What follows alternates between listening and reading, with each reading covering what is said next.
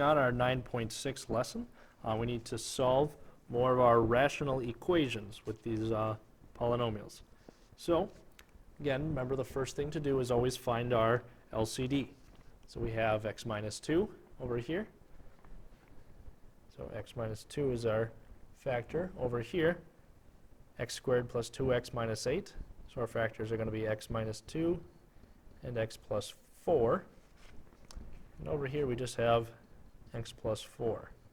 So this one shouldn't be too terribly difficult. Our LCD, we have an x minus 2, that's over there as well. X minus 4s as well, in each case only occurring once. So our LCD is just x minus 2, x plus 4. Well, let's get rid of this. Move down some. We need to multiply each one by that LCD. So we get x minus 2, x plus 4 times 1 over x minus 2. That's our left side of the equation. The right side of the equation has, again, the x minus 2, x plus 4 times the amount 2x plus 1 all over. I'm going to write this in our factored form, x minus 2, x plus 4. And the last fraction here, x minus 2, x plus 4 times the original piece was 2, the numerator, and our x plus 4. Looking a little bit dirtier at this point, but we can clean it up, get rid of the x plus 4, get rid of the x minus 2 and the x plus 4, and get rid of the x minus 2, which in the end leaves x plus 4 times 1 is just x plus 4 equals, there's nothing left here but that 2x plus 1 plus x minus 2 times 2, 2x minus 4. So this is our equation at this point.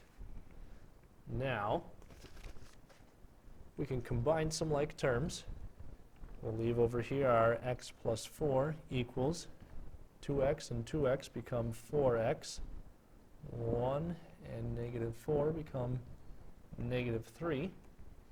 So from here, we would say add 3, minus x, 7 equals 3x. So we just solve for x and say that x is then 7/3.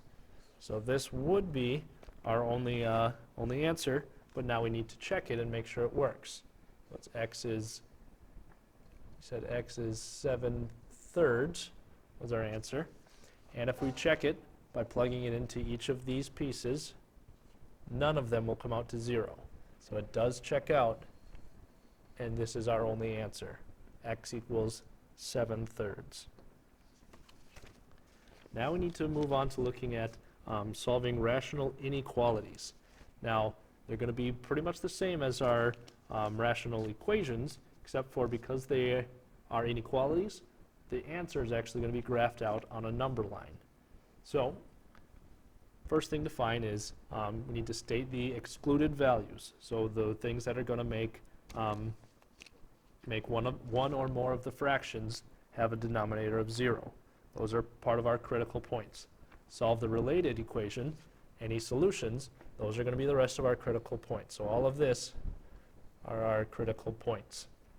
We use those critical points then on our number line.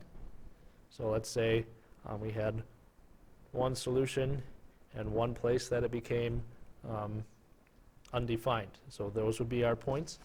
Then the only thing left to do is test points within there.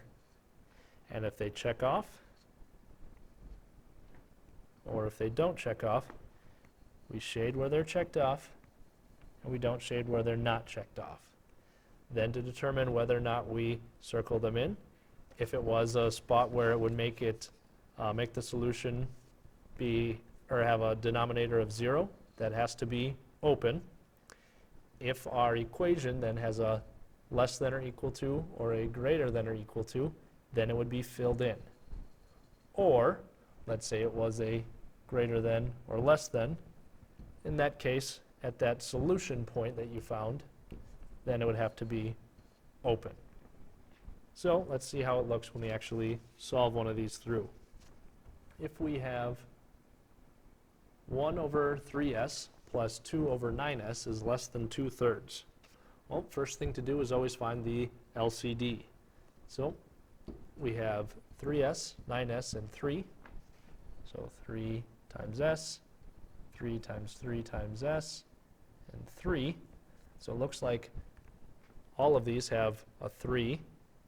All of them have an s. S is to the first power, 3 is to the second power. So our LCD is 3 times 3 times s, or 9s. So we need to multiply each of these by 9s. So 9s times this, 9s times this, 9s times this. Solving this through, 9s over 3s just leaves us with 3. 3 times 1 is 3. 9s over 9s, that cancels out. Actually, I'm just going to show you where each of these went. So we're just left with 2 here. 9s over 3, the 3 and the 9 leave us just a 3. 3 times 2 is 6. We're going to change it to an equal sign. Instead of leaving that less than, we'll change it to equals and say equals 6s. Now, 3 plus 2 is 5 equals 6s. Solving for s then, 5/6 equals s. So 5/6 is our first critical point. Now, looking back at this equation, what values of s would make it 0 in the denominator? Well, there's only one. That's where s equals 0. So 0 is our other critical point. So we'll say 0 is one critical point, and we'll say 5/6 is a critical point. Now we need to test those points in each of those regions. So I would say then a good one to test over here would probably be -1. It's nice and easy to plug in there. A good one to test in here would be 1/3, because we're using all values of 3. And a good one to test over here is 1, because 1 is, again, just a nice easy value to plug in. So, oops, undo that. Move some of this work off to the side. Let's plug in -1 first. So 1 over 3 times -1 plus 2 over 9 times -1 is less than 2/3. Well, this is going to be a negative number. This is going to be a negative number. Negative plus a negative has to be a negative value, and any negative value will be less than a positive. So, -1 is true. That is a true place to be. Now, if we look at 1/3, 1 over 3 times 1/3 plus 2 over 9 times 1/3 is less than 2/3. This one we're going to have to actually solve through everything. 1/3 of 3 is just 1. 1/3 of 9 is 3. 1 over 1 just becomes 1. So we have 1 plus 2/3, so 1 and 2/3 is less than 2. Well, that is not true. So, oops, this isn't negative, just 1/3 is not true. And the last one we need to check is 1. So let's set that all up.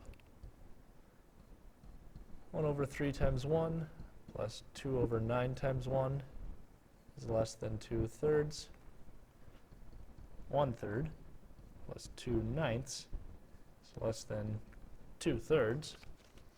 Well, we're going to have to change all of these into ninths just so that they all fit. So 1/3 becomes 3/9.